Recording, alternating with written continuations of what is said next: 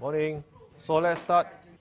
So today, I don't think I can finish, but I will be able to cover most of it. Maybe until Jordan decomposition, that's the last part.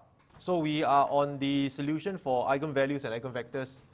And looking at the attendance today, probably you are well versed, I assume, with finding of eigenvalues and vectors. Do you do 2 by 2 only or 3 by 3? Last Sam, still remember? 2 by 2, no 3 by 3. Very okay, good. So which means that you know the procedure by right. So as I have mentioned yesterday, it comes from solving the eigenvector equation, right? So this is the gist of everything, okay? So you want to solve the eigenvalues and vectors from the eigenvector equation, okay? And because the eigenvector equation can eventually be manipulated into this form, right? Whereby the eigenvector is just the inverse of a matrix that is A minus lambda I times the zero vector. So therefore, we understood that if you take a matrix multiplied by the zero vector, then it will just be giving you the zero vector one, if the inverse exists.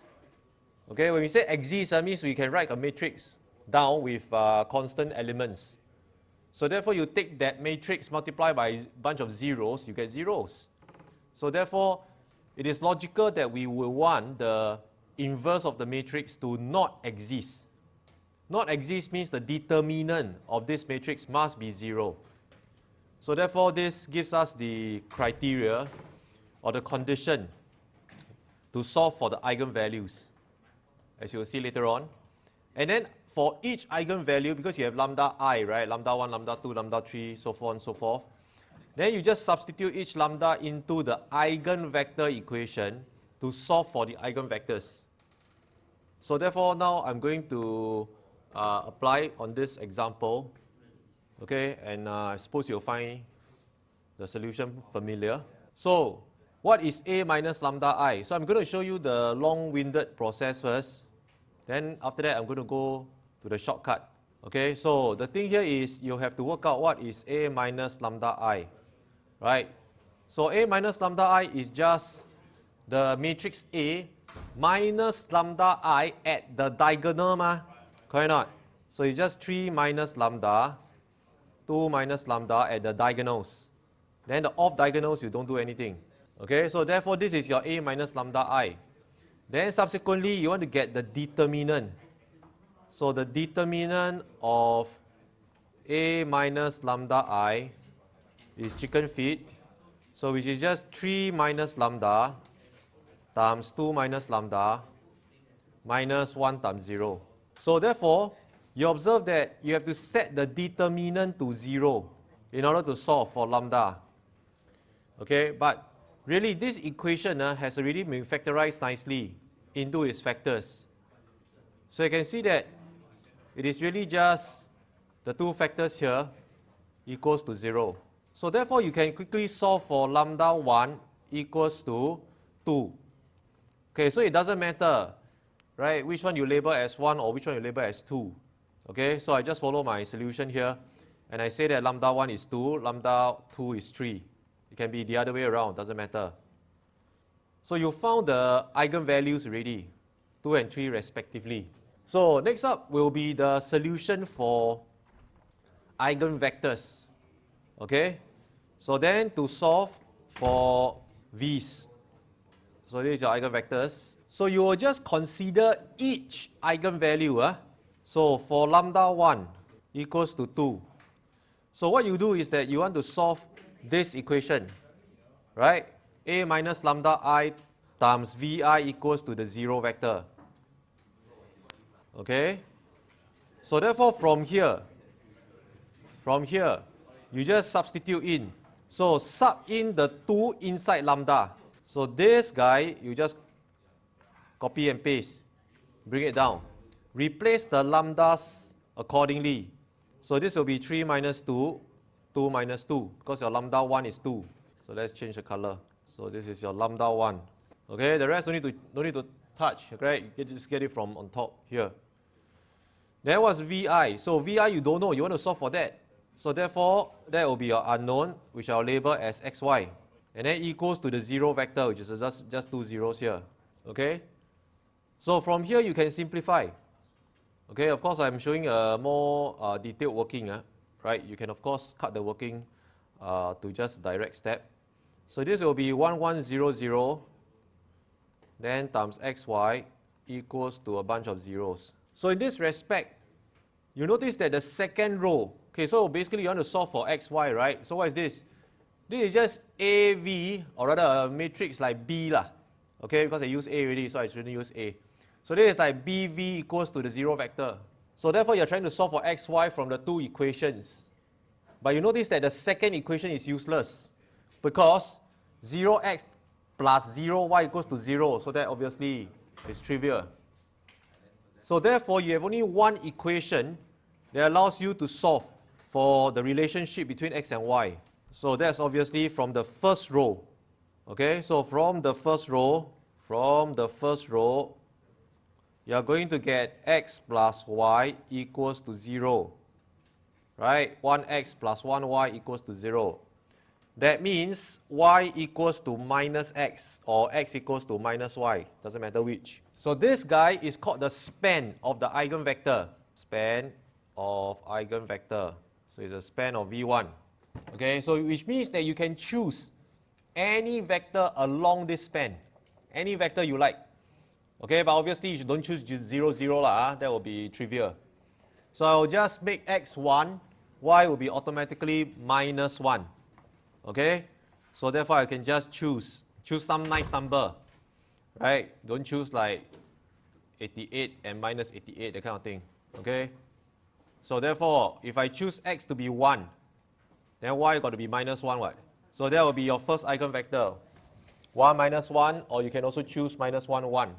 If your x is minus 1, then your y is minus minus 1. So therefore that gives 1. Okay? So therefore this is just one possible. So what's the span? This guy is your span. Your span is this guy. Sorry, y equals to minus x. Right? Y equals to minus x. So therefore if you choose V1 to be minus 1, 1, is it legit? Yes, it is. 100% legit.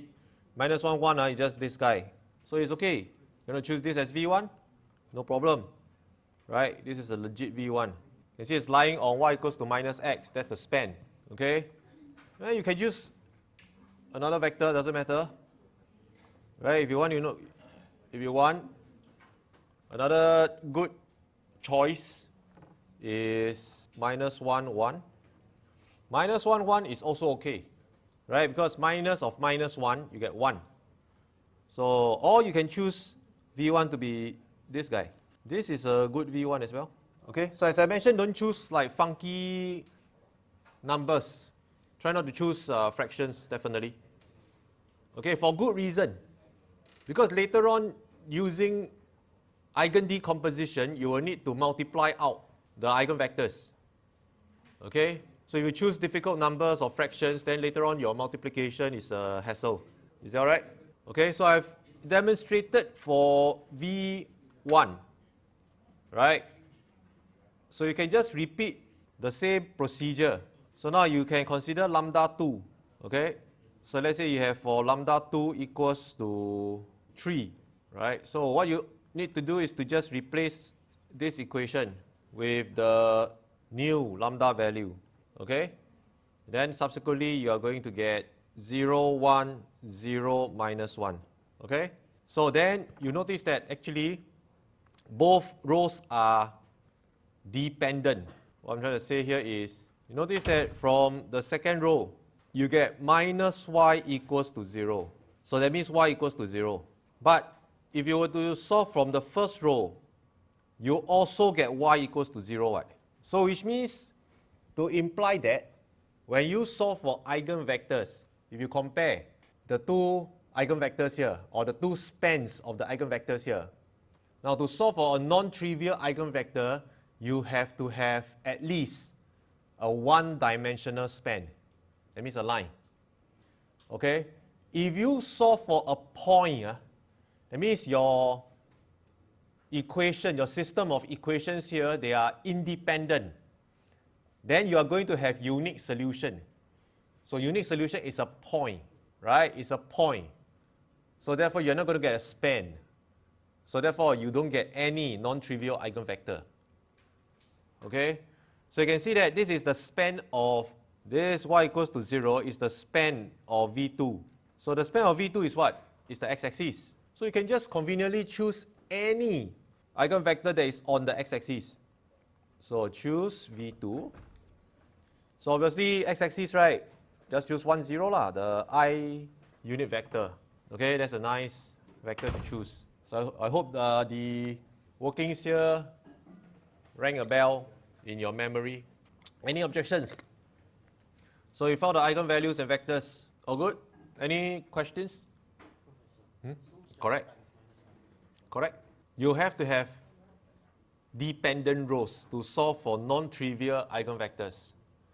Okay, the eigenvectors is along a span, right? Because if you recall the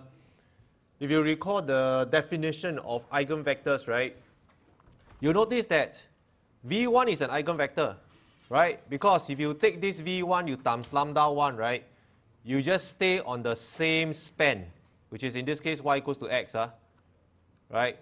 So the span for this particular V1 here is y equals to x, okay? And you notice that if I were to choose a different V1, it's perfectly fine. If I choose this V1, right, to be another V1, it doesn't matter, okay? Because I can still multiply by the eigenvalue, and you will still stay on that same span. Okay, so this is the reason why you can choose any eigenvector along that span, right, to be your eigenvector. Okay, you can choose this V1, you can choose the blue V1 as well, it doesn't matter, right? You multiply by some scalar multiple, it is still going to stay on y equals to minus x, what? So that follows the definition of the eigenvector. Okay, good. So now 3 by 3. Okay, so 3 by 3 is a bit of a hassle, right? Because you also mentioned that you didn't do much 3 by 3 finding of eigenvalues and vectors, right, last semester.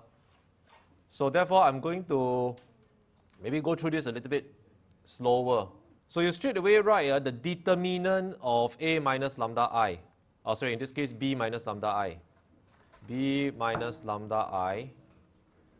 But there's no need to write so much. You just copy and paste this this matrix, right? So the other way to write determinant, right, is using the vertical stroke here. So you just put a 1 minus lambda, right, 2 minus lambda, minus 1 minus lambda on the diagonal, right? Because you minus lambda I means you minus the lambdas at the diagonal. So therefore, you just copy down the rest of the elements. So hopefully you get more zeros in your matrix here. So therefore, I'm just going to choose the last column, right, as the pivot. Okay, so that's going to give me minus 1 minus lambda multiply by bracket. So this will be 1 minus lambda times 2 minus lambda minus 0 times 3. Okay, so obviously I purposely make this matrix easy to solve for eigenvalues. Okay, because if I don't give you a lot of zeros, so what's going to happen is that you are going to multiply out the factors. There's a lot of factors to multiply out. Then you're going to get a cubic equation in lambda because you have lambda cubed, as you can observe. So cubic equation not so easy to solve for the factors, right? But you have your calculator. So then you can press calculator, solve for the cubic roots, right, for lambda. Okay, you're going to maybe encounter that in tutorial questions. But in this case, this is really trivial. And that is right, you're going to get, because you have a 0 right there, so you're just having the 3 factors here, directly equivalent to 0. So that means your lambda values can be found, right? So I can say that lambda 1, 2, 3 in this order. So I'm going to say that the first one will be minus 1, as you can see here. Then the second factor will be 1. Then for the third one, it will be 2. So you have minus 1, 1, comma 2. Okay? So these are your eigenvalues. So then you just repeat the same procedure just now. Right? For lambda 1 equals to minus 1. Okay? So you sub in lambda 1 equals to minus 1 into this matrix. So you straight away write down. Okay? So 1 minus 1 will be 2. Then 2 minus minus 1 is 3. Minus 1 minus minus 1 will be 0. Okay? Then the rest, no change. Just copy down. Okay? So now you're trying to solve for your x, y, z, which is the components of your eigenvector. And then this is equivalent to the 0 vector. Okay? So therefore now you have a system of 3 equations to solve. Okay? But as I mentioned, you are to expect one of the equations to be dependent. Right? So I leave you to solve, but you can choose the easiest way to solve. So notice that the second row, right, is going to give you y equals to 0. Right? So row 2. So from here, row 2 is going to give you y equals to 0. Because 3y equals to 0, what? So 3y equals to 0. Right? 3 times y equals to 0. So that means y equals to 0. Okay? But then if y equals to 0, then from the first row, then you're going to have 2x. 2x plus 3y, 3 times 0, equals to 0. So x equals to 0. Agree, yeah?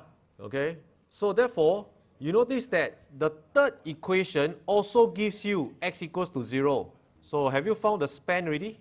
Yes, you have. Why? Because y equals to 0, x equals to 0 points to the z-axis, right?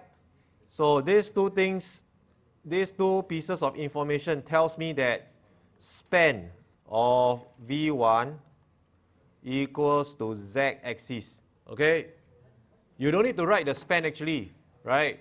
I mean, straightforwardly, right, you can just say that, oh, my V1, x equals to 0, y equals to 0, no choice already, what? I can only choose z, what?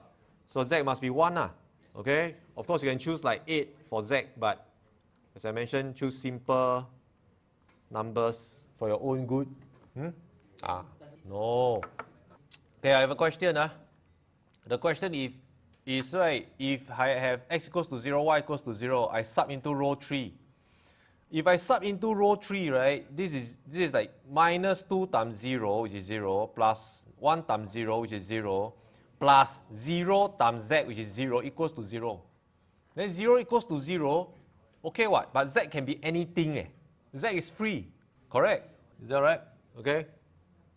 Yeah, so actually there's no need to care about row 3 if you realize that actually you just not give any extra information.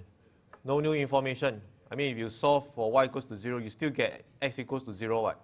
So therefore, there's no new information given to you. And that's expected. That's to be expected. Because when you constrain y equals to 0 and x equals to 0, you already constrain to the z-axis already. So it's a line. So I already mentioned that you shouldn't expect unique solution, right? You must have an infinite solution of a line, at least. Is that right? Okay, good. So therefore, now you can proceed on with the second eigenvalue. So for lambda 2 equals to 1. So I'm just going to copy and paste and update the diagonals. Okay? So what's my lambda 2? Lambda 2 is 1, right? So if lambda 2 is 1, that means this will be 0. Then this will be 1.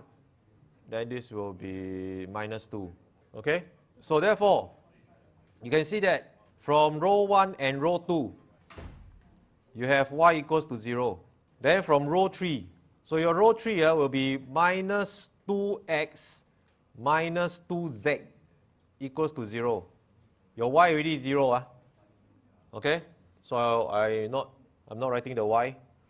So therefore you have x equals to minus z. Okay? Alternatively, you can also say that z equals to minus x. So therefore, this is the span. Okay? So span of V2. So what z equals to minus x and at y equals to 0. So y no choice, got to be 0. So therefore choose V2 So put your x as a nice number, 1. Then the z must be minus 1. Okay? Then y has to be 0. That's it. Right? Just follow your equations. Okay? And define a value for one of the variables. Okay? So if you want to choose x equals to minus 1 also can. Right? It's up to you. So I just choose x to be 1, then my z got no choice, got to be minus 1. Then I have no choice but to make y equals to 0.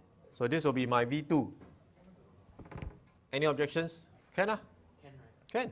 If you choose x to be minus 1, you just swap the minus 1 and 1 here. Because if x equals to minus 1, you put a minus 1 here, right? Then your z must be plus 1. Like that also can. Any questions? So I hope you are comfortable with this. So you'll take some time to try V3. So this one you try first.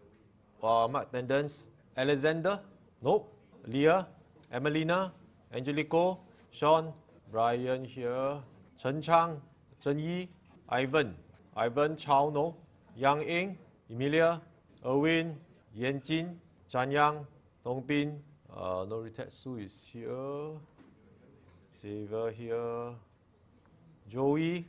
No, Joey? Jordan? Kayla? Kevin? Kian Leong? Charan? Dawson? Chen Ying? Jonathan? No, Jonathan? Kun Yong? Mac? Mikhail? Mohan? Azari? Danish? Irfan? Naya? Bingjie? Keng Hong? Zixuan? Fadila? Phoebe? Yan Heng? Sherwin? Benjamin? Raymond? Reese? You here? Rujira? Junpang? Jerome? Sean Brian not here? Justin? Hao Po? Ryan? Suhadi? Johans? Wei Yan? Yi Zhong? Tianzhen? Trisha? Hong Tan? Shikang? Xingzhi? Zoltet? Zumping Wai? Okay, so let's go through. So if lambda 3 is 2, right?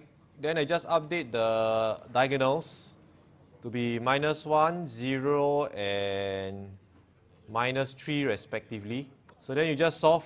So you can see the second row is useless. But then from the first row, you're going to get minus x plus 3y equals to 0. Okay? So therefore, you can say that this is x equals to 3y. Then after that, so this is row 1. Then you're only left with row 3. So then row 3 is going to give you minus 2x. Right? But minus 2x, okay, later anyway, then we sub in. So minus 2x plus y minus 3z equals to 0. Right? So if you sub this into row 3, right, then you're going to get minus 6y, right? Minus 6y plus y minus 3z. So that's going to give me minus 5y minus 3z equals to 0. Okay, so which means that if you put like z in terms of y, you can have z equals to minus 5 over 3y. Is that right? Okay, so truth is you did not get the equations that I have here, right? You can have your own equations, that doesn't matter, like y equals to x over 3, or rather you can put this as in terms of y or x, doesn't matter. Okay? So once you get two equations and you notice that both are dependent on y, right? So then you can go ahead and choose already your V3. So choose V3. So for me, the easiest way is if I choose y to be 1, of course I can choose y to be 1, no problem. Then x will be automatically 3. But then my z become minus 5, 3. So is this an eigenvector? Yes, it is. Okay, no problem, this is perfectly legit, right? But in the spirit of later, the eigen decomposition, right, it's better to choose nice numbers, nice integers, so that you multiply out, it's a lot easier. Okay, so it makes sense to just choose y to be 3, because I want to get rid of this fraction, so I just choose y to be 3 lah. If I choose y to be 3, then x got to be 9, what? Then xz will be just minus 5. So this is probably a better choice. Okay, so that I don't get the fractions. Y can be anything, that's correct. Very good, correct. So if you didn't get this, right, maybe you got like y in terms of x. It's perfectly fine, what? Alternatively, you write y equals to x over 3. Also can what? This is also legit. Then let's say you want to substitute y into this equation. Then after that, you will get rid of the y term, right? Then you get like z equals to some constant k times x. Then it's also okay what? Then after that, you choose x. You choose x, then after that, your z and y will be automatically defined. Also can. Okay? So therefore, I leave it up to you to decide how you want to solve. Okay, but as long as your V3 is on the span, so the span is actually x equals to 3y and z equals to minus 5 over 3y. Can? Okay, so I've demonstrated the finding of eigenvalues and eigenvectors for both 2 by 2 and 3 by 3 matrices. Okay, the approach is the same, right? Solve the determinant of b minus lambda I, set it to 0 to get your eigenvalues, and then after that substitute each eigenvalue into the eigenvector equation, and then solve for the eigenvector. So next up is considering the trace of a matrix. So the trace of a matrix is just the sum of the diagonal elements. Okay? So you'll notice that, right, if given a matrix A, if you go and sum up A11 plus A22 and so on and so forth until ANN, right? So the trace of the matrix, which is just the sum of diagonal elements, will always be equivalent to the sum of their eigenvalues. Okay? Will always be equivalent to the sum of the matrix eigenvalues. Okay? So if you look at our example here, now notice that the trace is 1, 2, minus 1.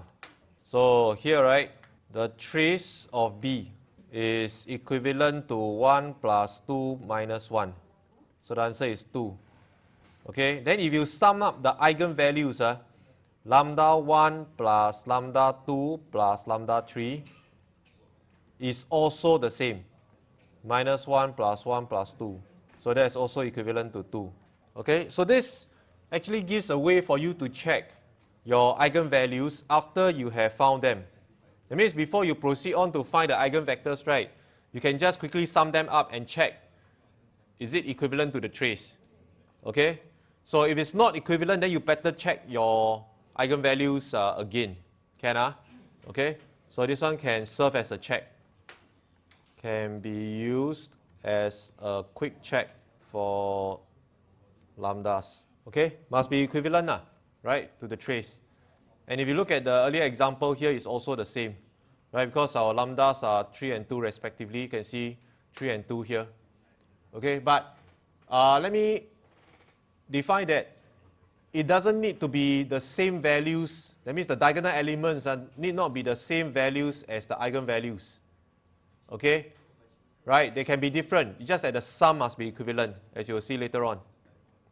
Okay, so now I'm going to introduce you the shortcut to find the eigenvalues of a 2 by 2 matrix.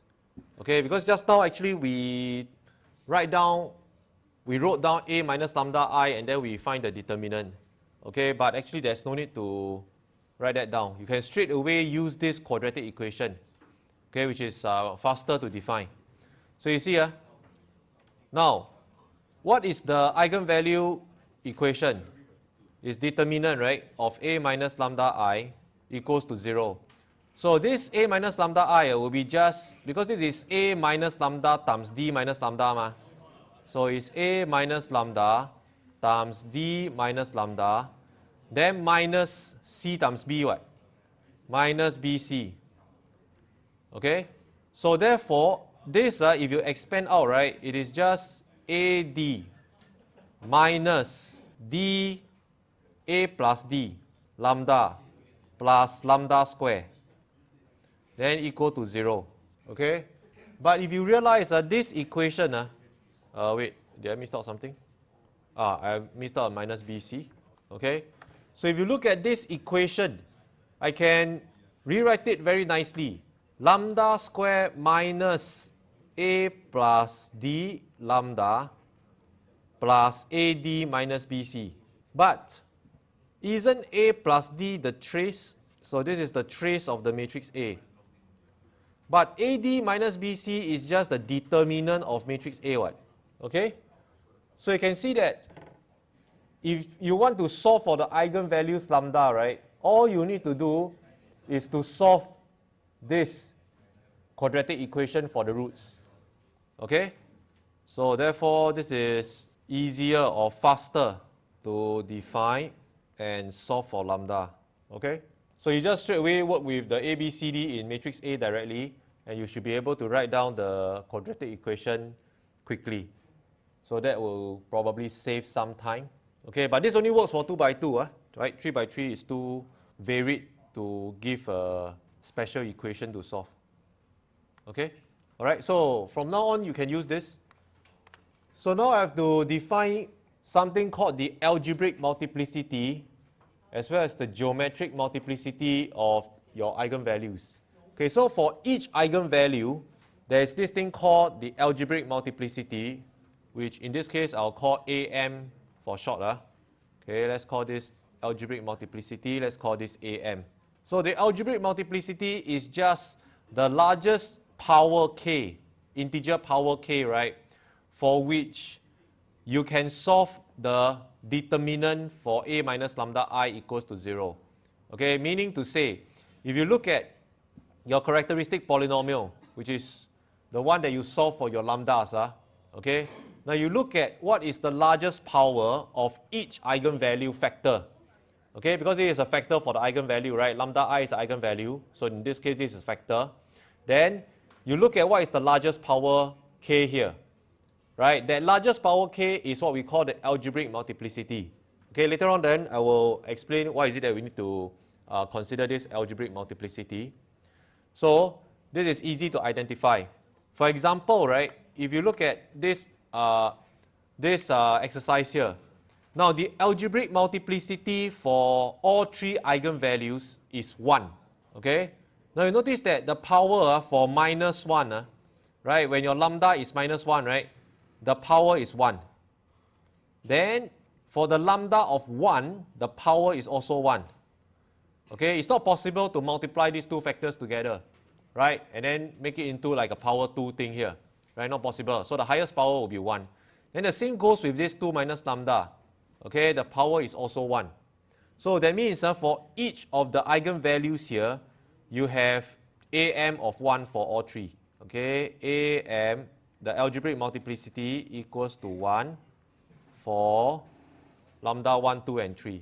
Okay, so later on you will see an example whereby it's possible for you to have a repeated eigenvalue.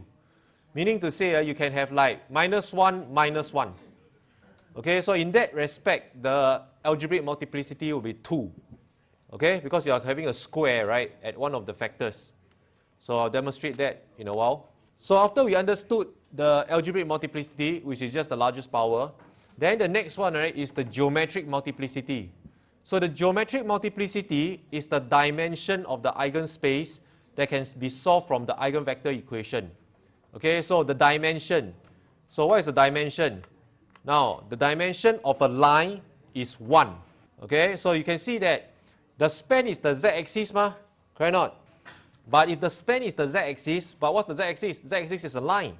So therefore, the geometric multiplicity, right, is 1.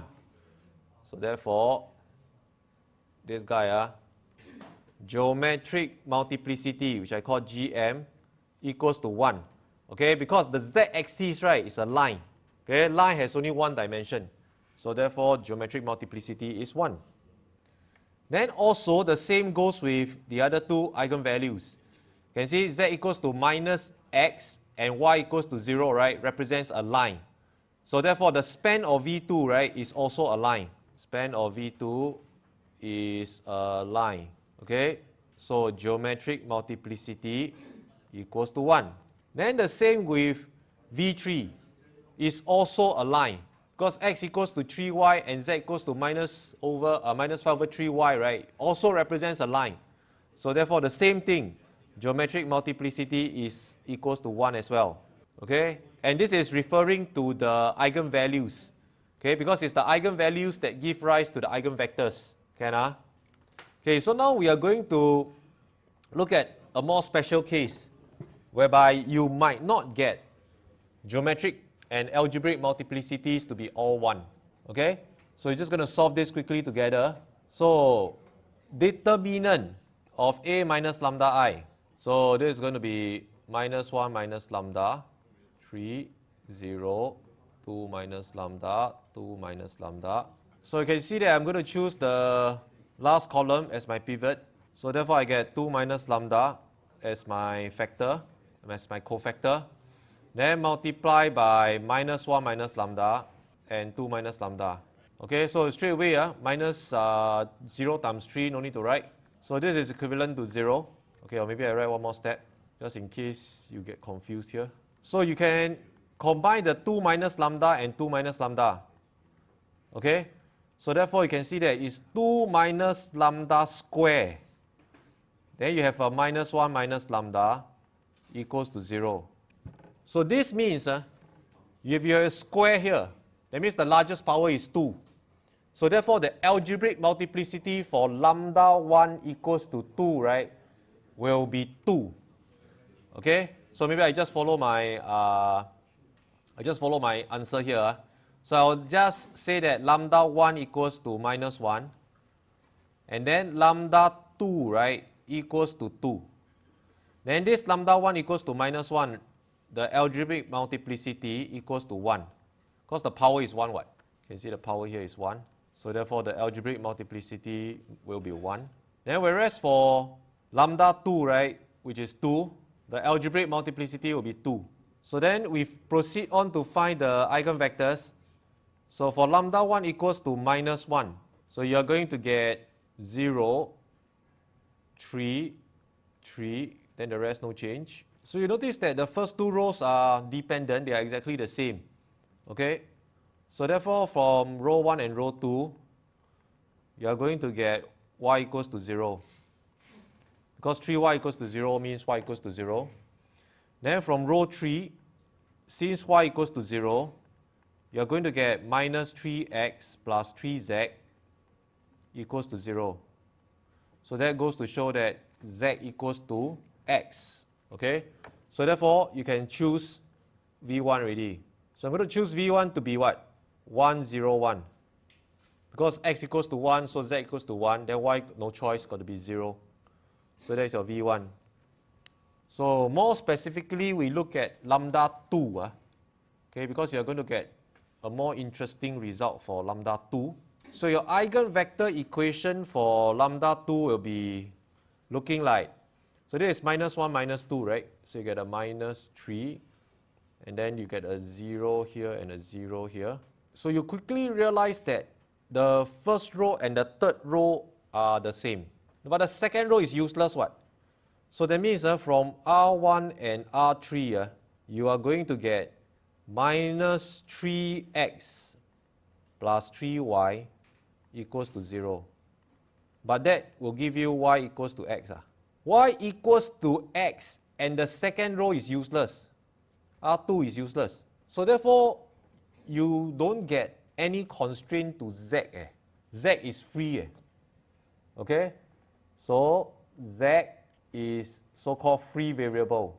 So you can be any z and you have the constraint y equals to x. So what does that mean? That means this is a plane. Span of V2 is a plane. Okay, because z can be anything, then you only have y equals to x, what? So what's the graphical viewpoint? So the graphical viewpoint is y equals to x. Y equals to x is your span. So this is y equals to x, right?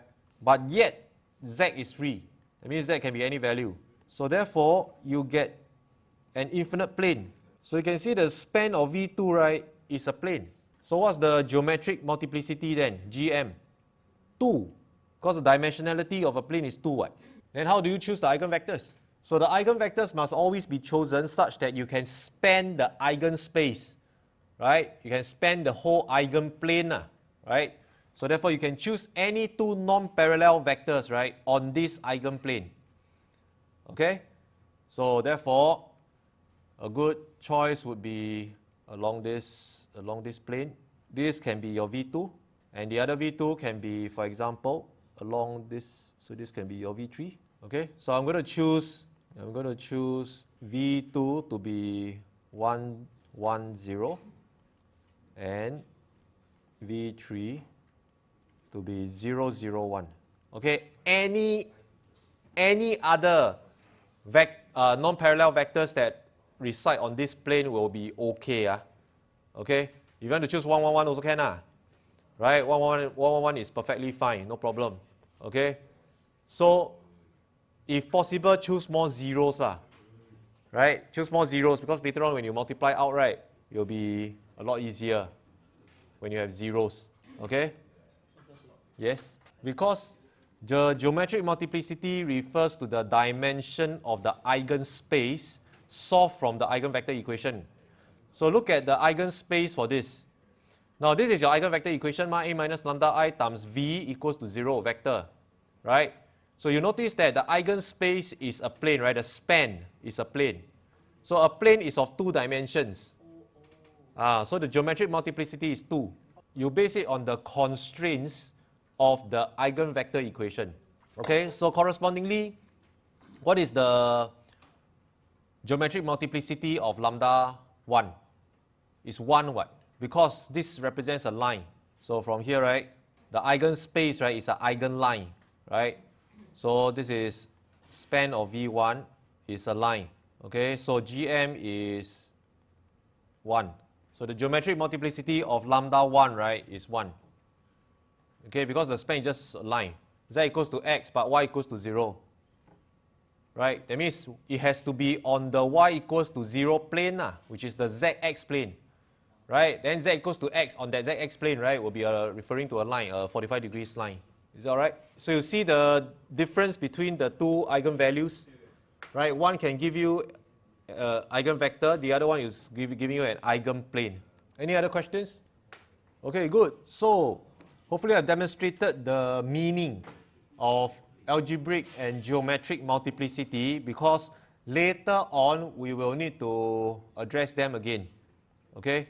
Okay, so before I go to eigendecomposition and diagonalization, let's take a break. 10, 20. Is it if V2 is 111 then there's no V3? No. If you do 111 also can. Then no V3. No, got V3. So if you do 111 is like that, right? This 111, right? But you still have to choose another one. So you can choose this one and V2. This one can be your V3. So let's say for example you choose V2 110, right? And you choose V3 111 also can. Because my calculator, I just get V2 111. If you do 111, Because my x equals to y then. correct also. You see, both of these choices will satisfy the two constraints here. Z can be anything. Then y equals to x can be anything. Then y equals to x 11, then 0, 0 also can. Correct. So, but then the problem is, right, this eigenspace is a plane, so you need two non-parallel vectors to be representing the plane. One vector cannot, one vector you multiply by a constant, just one line only. So in order to span the whole plane, right, you got to have at least two non-parallel vectors. So your 111 is perfectly legit. But you choose another one. Correct. I can say V, I can say Correct. V2 111. Correct. Can also. Can ask about You just come after, right? not Like 30 minutes ago. You can't. I think you came earlier. A bit earlier than you. A bit earlier than me. You are Zhan Yang. All the way on the top. No. Next week, homework Cambridge sheet. Can 10, around 10 topics one. Yeah, the eigenvector, it will be evident later on. You know the data. If the determinant is 0, then this inverse don't exist. Why you can You put determinant there, this inverse will not. Inverse don't exist, then you multiply by the something that don't exist, multiply by the 0 vector. You will not get 0 vector. Not. If this inverse exists, exists means you can define it, you can write down the number. then it won't be different. Then the eigenvector becomes 0 vector already.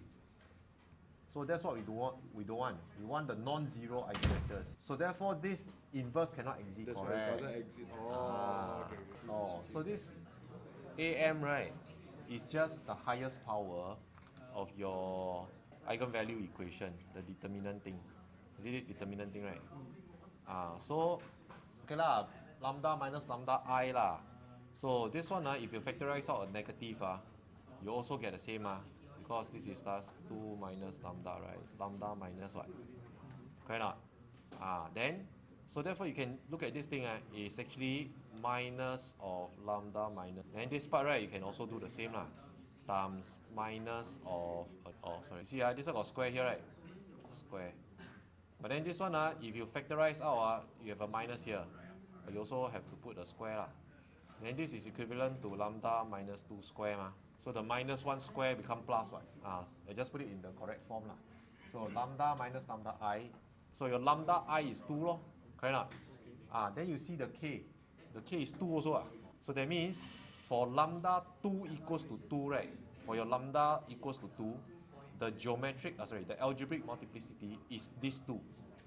Because the power is 2. If this is 3, then k will be 3. Then the am will be 3. Which part is confusing? This is the am. So lambda, the value. Oh, okay. So you don't confuse am. Nothing to do with the plane or line or whatever nonsense. Am, just look at power. So this power, if it's 2, right? Then we say that am is 2. Okay. No, now it's just terminology. It's a definition. Correct. Later on, you will see that there is a requirement between the an and so that the matrix is diagonalized. So later on, we'll come back to this. But now I just tell you. So because if you realize, so if let's say the span is a line, right? So if the span is a line, you can choose any vector along the line that spans the line, correct? Okay, so now if the span is a plane, then you have to choose at least 2 non-parallel vectors to span the plane, because plane you cannot choose one line to span the whole plane, what? One line can only like go along the line, non-parallel. Anything also can. Correct. You want to choose one like here also can. This one is 1, this one also can. Then you have to choose another one, maybe this one also can. This also can. Any 2 non-parallel can already. Right, so let's continue. Some of you seems to be maybe uncomfortable with the definition of the AN and GM. Okay, so for now, don't have to worry too much about this thing first. It's just a power, and the other one is just the dimension of the eigenspace. Why is it that we define these 2 definitions, right? The reasoning will be clear later on, okay? Or maybe tomorrow. So we need to define this now, right? So that you get it now, and then I'm going to refer to this in a while, okay? And why we need to define this thing. So now we talk about the real purpose of finding eigenvalues and vectors, or rather I should say one of the real purposes, okay? Later on, when we do mathematical modeling, then you will know that the eigenvalues actually represent something about the physical system. Okay, the eigenvalue actually represents the steady state response, something about the steady state response, if any, of a system, of an actual engineering system, for example. Okay, so that's something that we will visit in the next few topics. But for now, the important application is eigendecomposition, or also called diagonalization. Okay, diagonalization. So this is a bit of a mathematical trick or mathematical convenience that we want to have, we desperately want to have. Okay, so if you look at AV equals to lambda V, right? This is your eigenvector equation. Okay, your eigenvector equation is just AV equals to lambda V. Now, I can concatenate each eigenvalue and eigenvector in this equation in a matrix form. AV1 obviously will be equivalent to lambda 1 V1. Correct? Because V1 solved from lambda 1 what? So obviously it's going to satisfy the eigenvector equation what? Correct? AV1 equals to lambda 1 V1. Then AV2 equals to lambda 2 V2 for the same reason. Then so on and so forth, right? Until the last eigenvector, AVN equals to lambda n Vn. Can So I basically just put the AV equals to lambda V into a matrix form whereby each eigenvalue and eigenvector pair, right, is in columns. Okay, no problem, right? And then if I put it like that, then you notice that I can factorize out the matrix A, what? Agree? I just factorize out the matrix A lah. Then if I factorize out the matrix A, that means I'm left with a matrix of eigenvectors. Agree? So just put all the eigenvectors in row format, right? Concatenate them together and you form a matrix. Okay? And the same goes with the right hand side. Now notice that this lambda 1 V1 is just V1 times lambda 1 plus V2 times 0 plus V3 times 0 all the way to plus Vn times 0. Agree? Okay? So you can see that lambda 1 V1 here is given by the dot product between the eigenvectors and the first column here. Then the same goes with lambda 2 V2. So it's just V2 times lambda 2 with the remaining multiplications giving 0. And then the same goes with the last Vn times lambda n, then plus the rest of zeros. Okay, so effectively you're just taking dot products between the eigenvectors as well as the columns here. Okay, so you notice something. The truth is, right, we have a matrix of eigenvectors. So this matrix of eigenvectors, we call it P. So this guy, matrix of eigenvectors. Okay, we just call it P. So which means AP on the left equals to P times a diagonal matrix of eigenvalues. So AP equals to PD. So this is D. So diagonal matrix of eigenvalues. So if AP equals to PD, then I can rewrite my A, right? My original matrix A can be written as PDP inverse because I just multiply P inverse to both sides. Okay, at the rear, right? So therefore I get PDP inverse representing matrix A. So therefore, this is telling us something. This tells us that we can factorize any square matrix into PDP inverse, assuming if you can write down the diagonal matrix of eigenvalues along with P, the matrix of eigenvectors. Okay, as long as you can find the eigenvalues and eigenvectors, you can write down PDP inverse. Okay, so then you feel quite frustrated because matrix A is just one matrix. It's a nice matrix by itself, a square matrix. Why is it that we want to waste all the time, right, writing down PDP inverse, which are like 3 matrices? Okay, the reason is PDP inverse here, right, is very easy to multiply out. Okay, so I'll come back to this example in a while, but let me tell you the motivation here. Why is it that we want the diagonalized form or the PDP inverse, the eigendecomposed form? Now, look at A square. How would you calculate A square? A square is A times A, the matrix multiplied by itself. Okay? Now, let's see what happens when you have PDP inverse. Now, in the diagonalized form PDP inverse, right, the factorized form, you have PDP inverse times PDP inverse. But then P inverse times P is I, is identity. Then you notice that if this is identity, then really the D and D will just multiply together. But because the diagonal matrix, when you square a diagonal matrix, you just square each of the diagonal element. You don't believe, you can check. So it's like D square equals to D times D.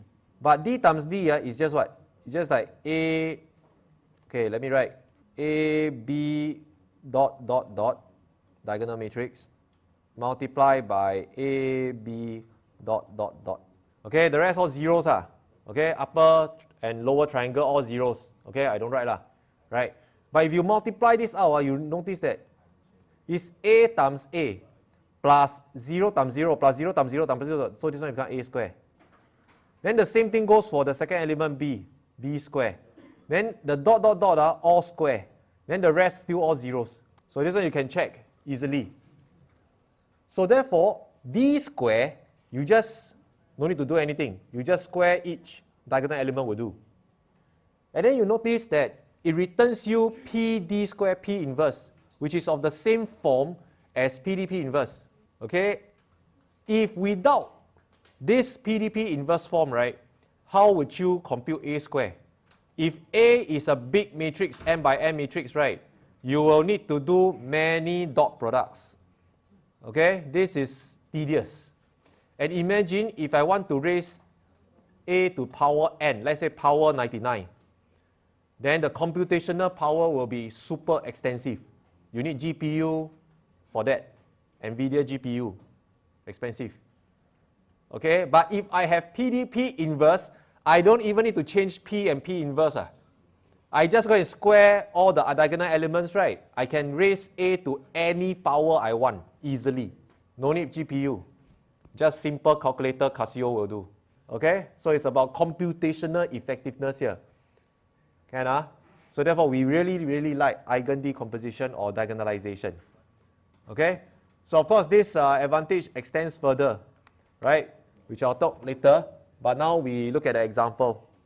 Okay, so just now, in our previous example, right, we already found the eigenvalues and vectors ready. So therefore, let me just get them out. Okay, so our eigenvalues will be 2 and 3 respectively. And then our eigenvectors are 1 minus 1 and 1, 0. Okay. So, from previous example, so lambda 1, 2 equals to 2, 3. Then V1 equals to 1 minus 1. V2 equals to 1, 0. Okay, you can do minus 1, 1 also can, doesn't matter. Okay, so my answer maybe for here, right? Maybe a little bit different from my given answer here. Okay, it's totally fine. So eigen decomposition is not unique, in fact. So that means P, right, must be V1, V2 stacked together. So V1, V2 is just 1 minus 1, 1, 0, concatenated. So this is my P. So if this is my P, then my D, I got to write in the same order. So it's lambda 1, lambda 2. Okay, then the rest all zeros. So the D is just 2, 3. Okay? Then of course my P inverse I can find from P easily. But if the matrix is big, maybe not so easy. So in this case it will be 1 over the determinant. But the determinant is just 1. 1 over 1 multiplied by the adjoint. So the adjoint is just 0, 1, 1 minus 1. Okay? So which means the eigen-decomposed form of matrix A or diagonalized form of matrix A, PDP inverse, must be this matrix P times the diagonal matrix D times the P inverse, this. Okay, and we can of course check. If you multiply out the 3 matrices, you'll realize that you'll get matrix A. Okay, so this is just a check. If I ask you to decompose or eigen-decompose matrix A, you will just write this answer down will do. Okay? So this is the answer. But if you were to perform the check, right, so you can just multiply out the matrices. So this is one way to check. Do you or did you get the correct eigenvalues and vectors or not? Okay, so if you compute this, 2, 3, minus 2, 0. Then you compute this, you're going to get 3, 1, is that correct? 0, 2. So is this A? 3, 1, 0, 2, correct. Okay, so certainly if you got the correct PDP inverse, then you must get back the original matrix A. Okay, so of course this is a okay answer, but if you do a minus 1, 1 for V1, like here, right, also can. Okay, so this is also a legit answer. So let me write. So eigen decomposition is not unique because some of you will have chosen different eigenvectors for the same eigenvalues, for example. Then some of you put like 3, 2 also can what? Okay, if you put 3, 2, then your eigenvectors swap lah. Also can lah. Okay, so maybe I do one more lah. Or you can also say that if you want to swap the eigenvectors also can. Okay, so let's say this is 1, 0, and then this is 1, minus 1. So you put V2 first instead of V1, also can. Then your lambda must be lambda 2 first ah. Also can ah. As long as the order satisfied can already. Then after that the P inverse, right, will be 1 over minus 1 times minus 1, 1, 0, minus 1. So this is also okay. So eigen decomposition, right, is not unique. Okay? You might have different eigenvectors, but as long as they are on the same span, it's fine. So let's move on to understanding Taylor series now. Okay? Right, so we have seen a first glimpse of the eigen decomposition, but of course we can do it for 3 by 3 matrices and higher dimensional matrices as well. Okay, so from here, right, we saw that we can get a power of a matrix easily. But that is very powerful already, because once you can get the power of a square matrix easily defined using the eigen-decomposed form, right, technically, using the Taylor series, you can get other functions of the matrix as well. All other functions, other elementary functions, okay, of the matrix. So then this brings us to Taylor series. Have you learned Taylor series before? No. Okay. So what's the deal with Taylor series? Now the Taylor series is just a series of power functions. Okay, just a series of power functions. So what's a series of power functions? You see, so let's say I have a function, power function, power functions, y of x lah. Okay, let's say p of x lah.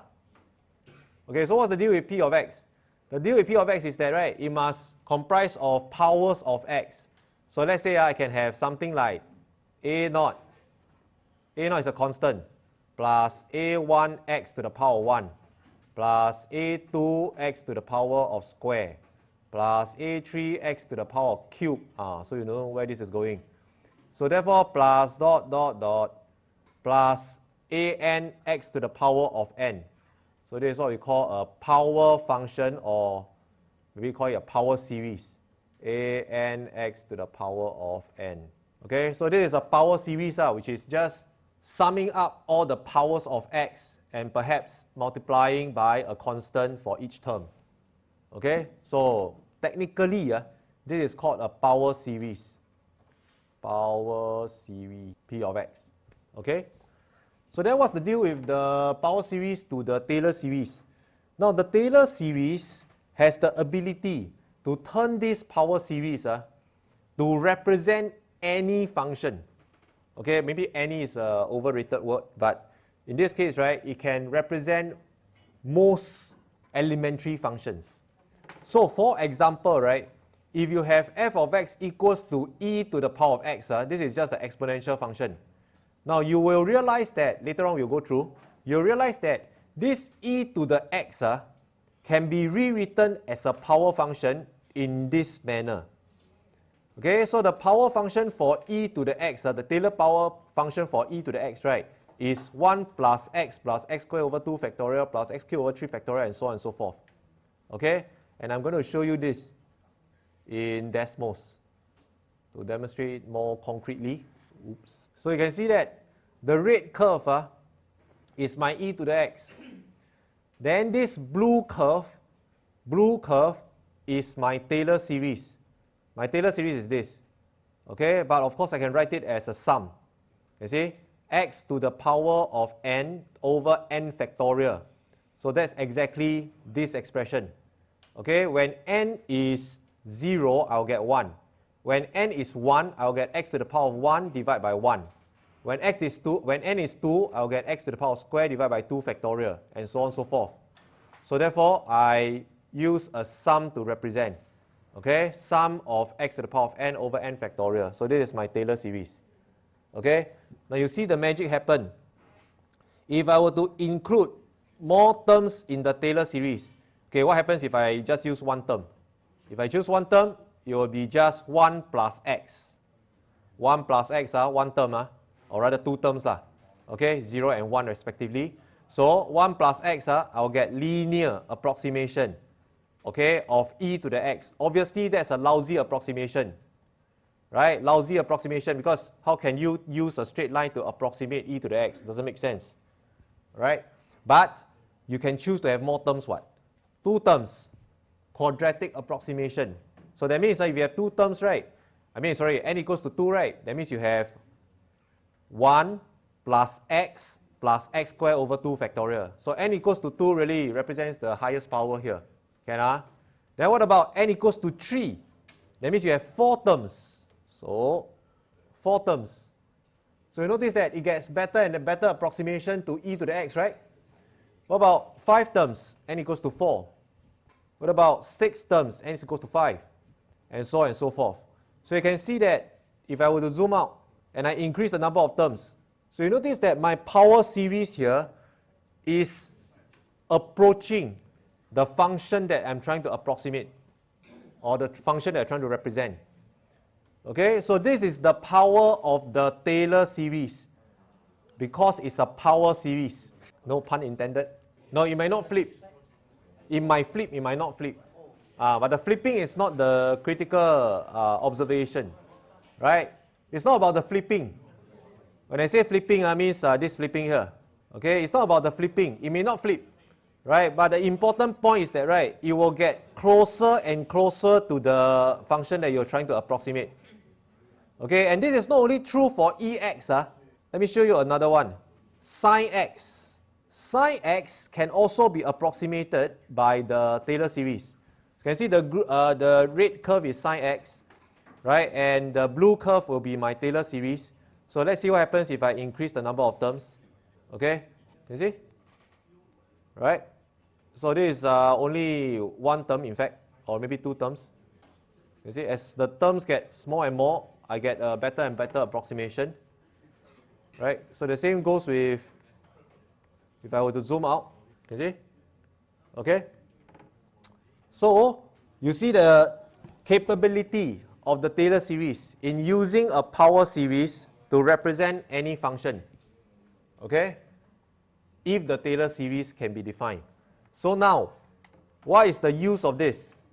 Well, previously, we just mentioned that we can write down the power of a matrix, right? Any power of a matrix easily in the diagonalized form, PDP inverse. Okay?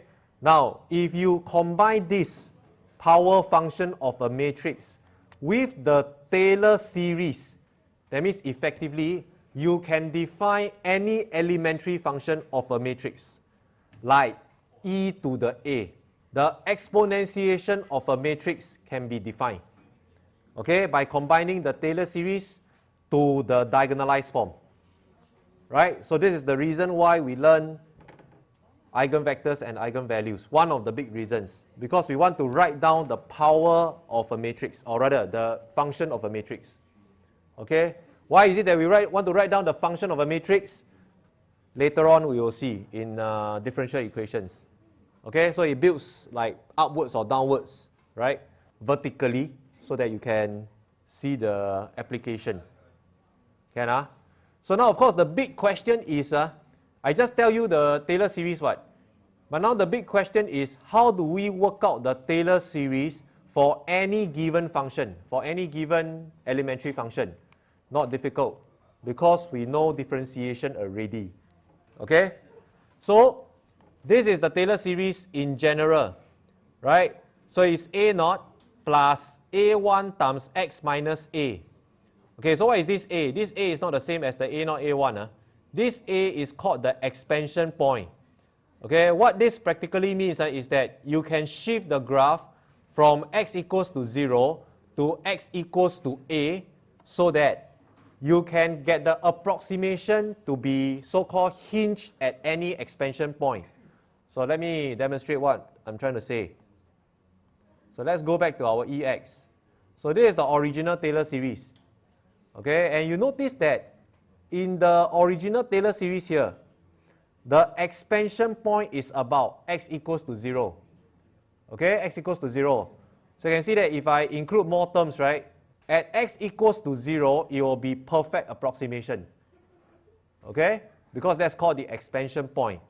But what happens if I do not want to expand about x equals to 0? Can I expand about x equals to any other point? The answer is yes. You see? Correct? So I can choose A to be 1. So this expansion point, if I switch it to 1, right, that means at 1, at x equals to 1, it will be perfect approximation. Okay, so if I increase the number of terms, you will see the curve, right, expanding about x equals to 1. You see, at x equals to 1, it will always be perfect. So this is called the expansion point, which is making the Taylor series more general. Okay, so I can choose other expansion points as well, right?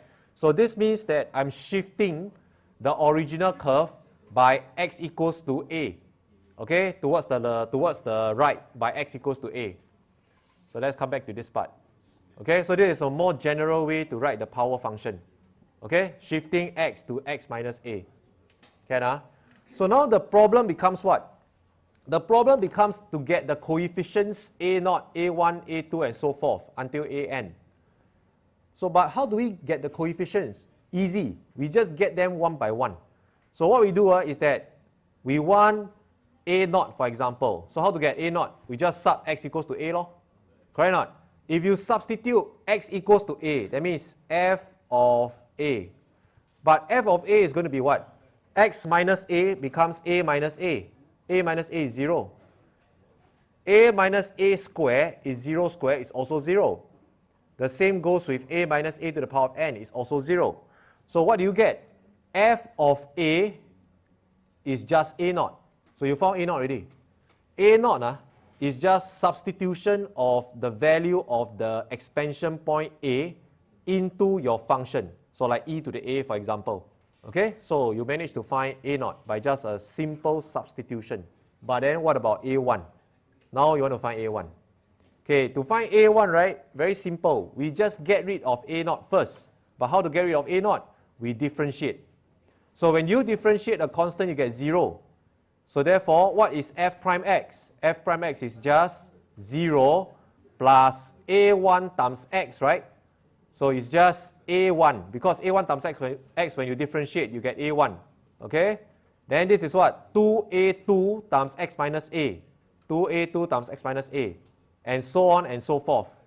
But the rest of the terms with x minus a, I don't care, because I just substitute.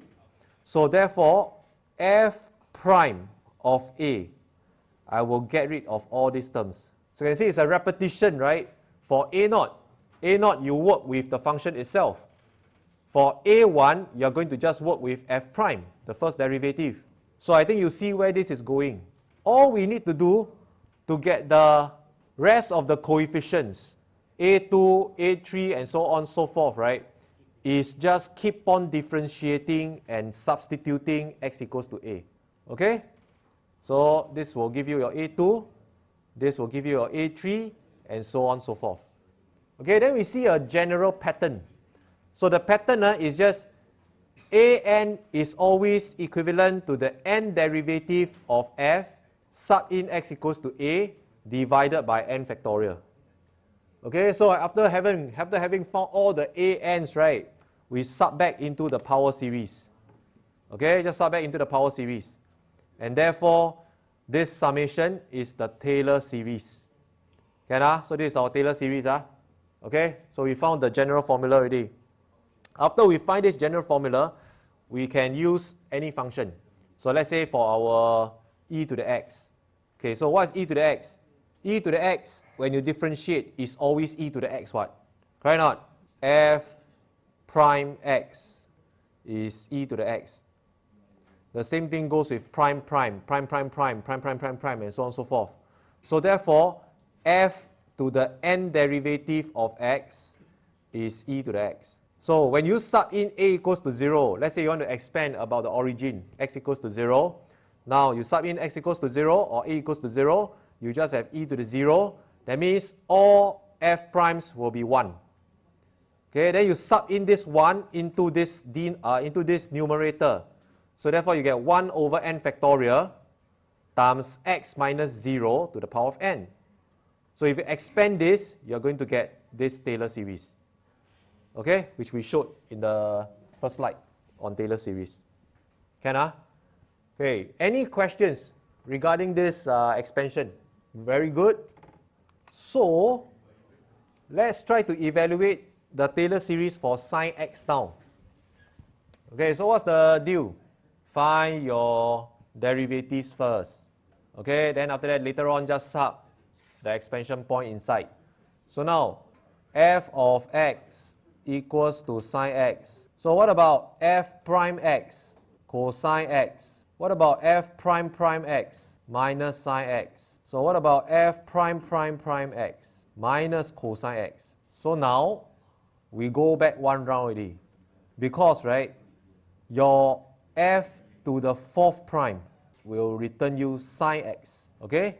So basically, it closed the loop already. Can I? Alright, why is it that I evaluate the primes? Because to evaluate the Taylor series, I need my primes, ma. This is my Taylor series, right? I need all the f primes here. So after I get my f primes, I need my f primes about the expansion point A. So therefore A equals to 0. Because expanded about x equals to 0. So that means this is telling me my expansion point A equals to 0. So I just sub in. So f of 0, 0. f prime of 0, 1. f prime prime of 0, 0. f prime prime prime of 0, minus 1. Okay, then of course, the fourth prime come back already. Can I? So once I have that, let's write down my Taylor series. Okay, so what's my f of x? Sine x. So that's approximated by the Taylor series Tn of x. So I'm going to write down the sum. But to write down this sum, right, I will expand it. Okay? So when n equals to 0, you have f of 0. So f of 0 obviously is 0 here, multiplied by anything is also 0. So you just put 0. Okay? So this is for n equals to 1. Can I expand? Oh, sorry, this is for n equals to 0. Okay? So then plus n equals to 1. So for n equals to 1, you get f prime of 0. But f prime of 0 is 1 what? So therefore is 1 over 1 factorial, which is just 1 over 1. Then multiply by x minus a, but a is 0. So x to the power of 1. Okay, so I'm just expanding it term by term. Later on you'll see the pattern. Then plus f prime prime 0. N equals to 2 now. But f prime prime 0 is 0 what? So 0 times anything also 0. So n equals to 3 now. So n equals to 3 is a minus 1, right? So therefore you have a minus here. So it's minus 1 over 1 times x cubed. That's n equals to 3. Okay? So I think you see where this is going. So therefore, I'm just going to write down a few more terms and you see the pattern. So you see that you get plus 0 plus x to the power of 5 plus 0 minus x to the power of 7 and so on and so forth. Is that right? You see the pattern? Okay, 0 plus x to the power of 1 plus 0 minus x to the power of 3 plus 0 plus x to the power of 5 minus x to the power of 7. Okay, so if you write this more concisely,